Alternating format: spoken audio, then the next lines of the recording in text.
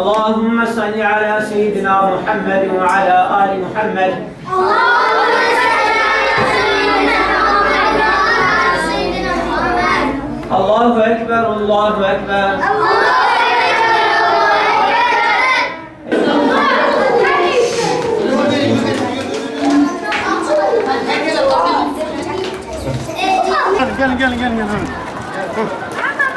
Gelin.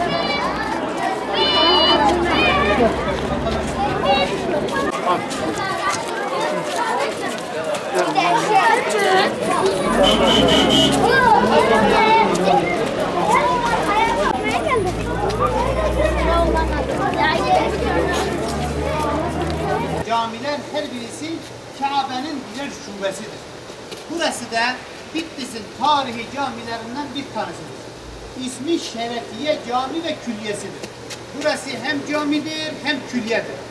4. Şerefhan tarafından yazılım yapılmış 1524 sene, yani aşağı yukarı 500 sene önce yapılmış bir camidir. Bu amaçlı yapılmıştır. Ondan sonra içeride bulunan türbe de kendi türbesidir. Girerken oraya da bir Fatiha okuyacağız. Selamünaleyküm.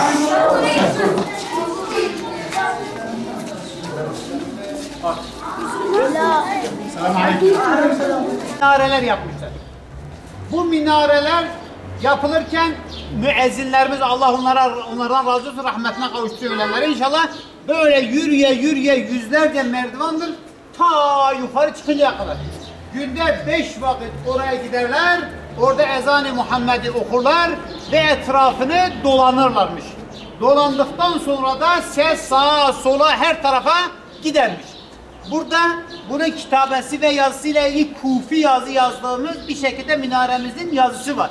Evliya Çelebi seyahatnamesinde diyor ki, bu minare öyle müthiş güzel bir minaredir ki değil Bitlis'te, bütün Kürdistan'ın, bu bölgenin ismi Kürdistan olduğu için öyle bir minare yoktur. Onun için camilerin en güzel göstergesi çocuklar nedir gençler? Minarelerdir.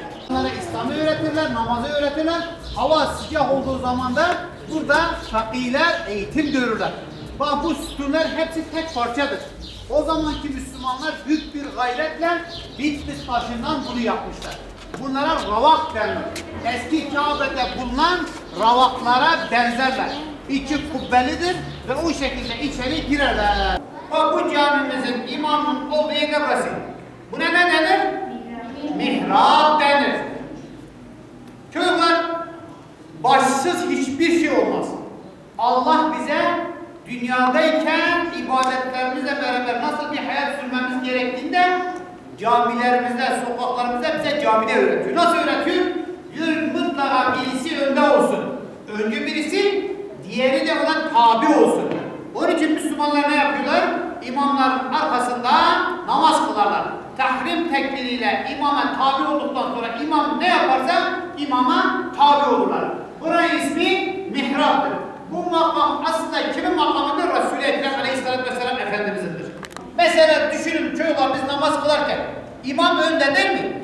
Arkada vali de bir safta, işi olmayan bir gariban da aynı safta. Hristiyanlarda böyle değil. Hristiyanlarda nasıldır? Kiliselerinde oturaklar var. Herkesin oturağı ayrıdır. Kimse kimsenin yerine geçemez. İşte İslam'ın güzelliği budur gençler, çocuklar. Nasıl? Birinci saf, ikinci saf farkı yoktur. Peygamberimizden öne kim gelse kendine oturur, ibadetini yapar. İşte dinimiz diyor, burada olduğu gibi hayatınızda da öyle. Biri birinize kenetleşin, biri birinizi sevin, biri birinizi sayın. İbadetlerinizi Allah'ın rızasını kazanmak için yapın. İyi olun, güçlü olun ki bütün zenginlikler sizin olsun. Kafirler sizin zenginliklerinizi götürmesin, sizi de birbirine düşürmesin. Allahümme salli ala seyyidina Muhammedin nebiyyil ümmiyyi ve alihi ve sellem.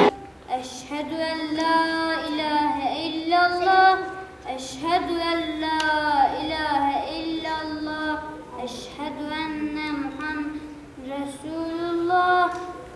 Eşhedü enne Muhammeden Resulullah. Hayya alas-salah, hayya alas-salah, hayya alel-felah, hayya alel-felah. Allahu ekber, Allahu ekber. La ilahe illallah. اللهم رب هذه الدعوة التامة والصلاة القائمة آت سيدنا محمد الوسيلة والفضيلة والدرجة الرافعة ووفقه مقاما محمودا الذي وعدته إنك لا تخلف الميعاد آمين ورحمة الله رب العالمين. اللهم صل على سيدنا محمد وعلى آل سيدنا محمد. الله أكبر، الله أكبر. أشهد أن لا إله إلا الله وأشهد أن محمدا رسول الله. حي على الصلاة، حي على الفلاح. قد قامت الصلاة، قد قامت الصلاة. الله أكبر، الله أكبر. لا إله إلا الله، لا إله إلا الله محمد رسول الله صلى الله عليه وسلم. اللهم رب هذه الدعوة التامة والصلاة القائمة آت محمدا الوسيلة والفضيلة والدرجة الرافعة. الله أكبر،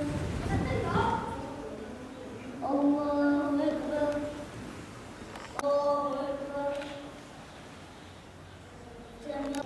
2017 senesi Kur'an Nesli platformunun namaz ve diriliş etkinliği çerçevesi etrafında bugün de genç çocuklarımızla birlikte camilerimizi gezdik. Tarihi camimizin ibadetgahını, yerlerini, mihrabını, minberini, kürsüsünü öğrencilerimize tanıttık. Öğrencilerimiz bu işten hoşnut oldular ve bu işin devamını tabi istediler inşallah Teala. Bu hafta sonu yani cumartesi günü Allah izin verirse büyük bir etkinlikle bu işi sonlandıracağız.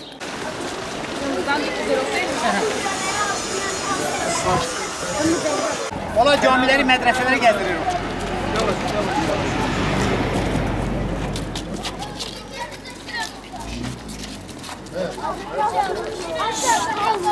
Ayın arkasındaki. Allah gecenizi gündüzü hayır. Bacım ben sizin çağınız olaydım ama yaşım geçmiş. Tamam. Yaşım geçmiş anladım. Çünkü hayatınızı kadrini çok bulacaksın. Tamam. Çünkü hayat iki şeydir. Hem maddidir hem manevidir. Tamam. Hayat insan yemezse, içmezse, yatmazsa yaşayabilir. Yaşamaz. Namaz da iyidir. Namaz da hem maddidir hem manevidir. Bazen